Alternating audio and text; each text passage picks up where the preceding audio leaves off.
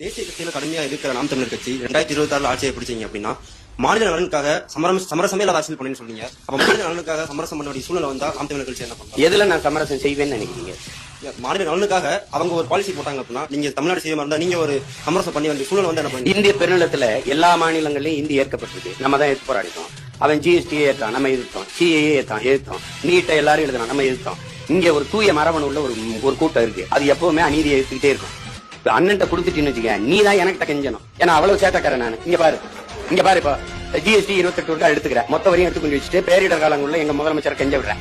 வாச்சாருக்கு சம்பளம் கொடுக்க முடியாது, தரமாட்டேங்கிறான். இப்ப நான் என்ன பண்ணுவேன் நினைக்கிறேன்? தர முடியாது, என்ன பண்ணுவாங்க? நீ என்ன வெள்ளக்காரங்காலத்துல தான் வரிகூடாத இயக்கமா? உன் கொள்ளக்காரங்காலத்திலயும் வரிகூடாத இயக்கம்னு போடுவேன். நீ என்னை மீறி ஜிஎஸ்டி கட்டினா அங்க மின்சார துண்டிச்சு உரிமத்தை ரத்து பண்ணி விட்டுருவேன் உங்க கடைக்கு. நீ என்னை கேட்காம நீங்க அங்க ஒரு கொடுக்குறா வா. இப்ப நாங்க என்ன முறையை கொண்டு வரோம்னா, மத்திய அரசுக்கு நிதி எது? குடிமை பணிக்கு படிக்கிறேன் தம்பி தங்கி சொன்ன மத்திய அரசுக்கு நிதி வருவாய் பெருக்கிறதுக்கு ஏதாவது நிதி வருவாய்க்கு ஏதாவது வாய்ப்பு இருக்கா?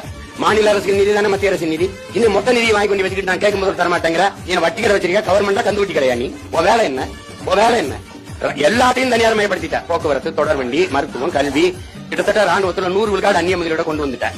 ராணுவத்துல சீருடைய தச்சு கொடுக்குறவன் யாரு? உணவு நடத்துறது, கேண்டீன் நடத்துறது யாரு? சொல்லுங்க, யாரு நடத்துறது? எல்லாமே தனியார் கொடுத்துட்ட. எல்லாத்தையும் தனியார் கொடுத்துட்ட. நீ வந்து பீரங்கி எங்க வாங்கின? ரபேல் போர் விமானம் எங்க வாங்கின? பிரான்ஸ்ல. துப்பாக்கி எங்க வாங்கின? சரி, எந்த நாட்டோட சண்டை போட்டு என்னை காப்பாற்ற போற? யார்த்த பதில் இருக்கு?